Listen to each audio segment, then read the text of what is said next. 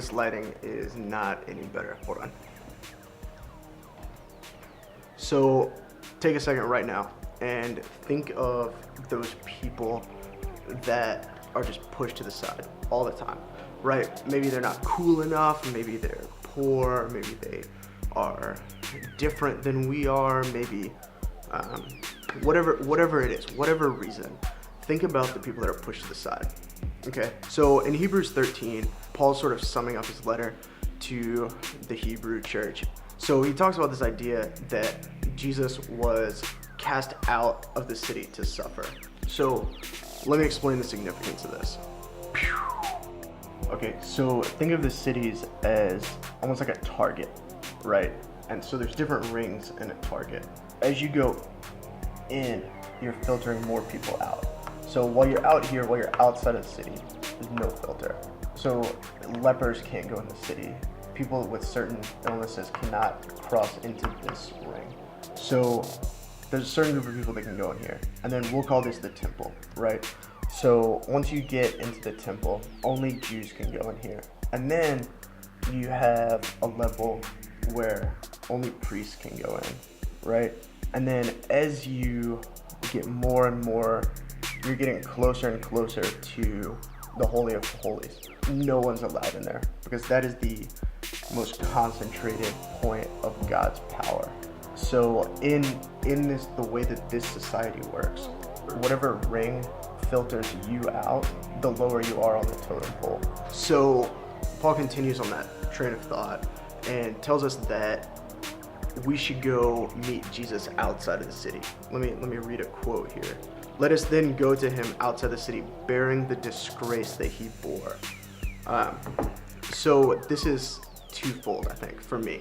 So to me, this sort of alludes to the time when Jesus told us to take up our cross, to bear the cross that he bore.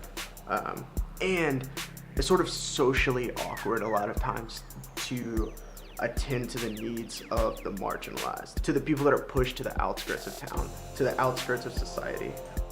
So one of my favorite books in the whole world, aside from the Bible, of course, is by this guy named Chris Hewitz, right? And so Chris wrote this book called Friendship at the Margins, and it talks about just that, right? Going and making friends and doing service on the outskirts, on the margins of society, to the outcasts, to the people that nobody wants to talk to, nobody wants to serve, nobody wants to help.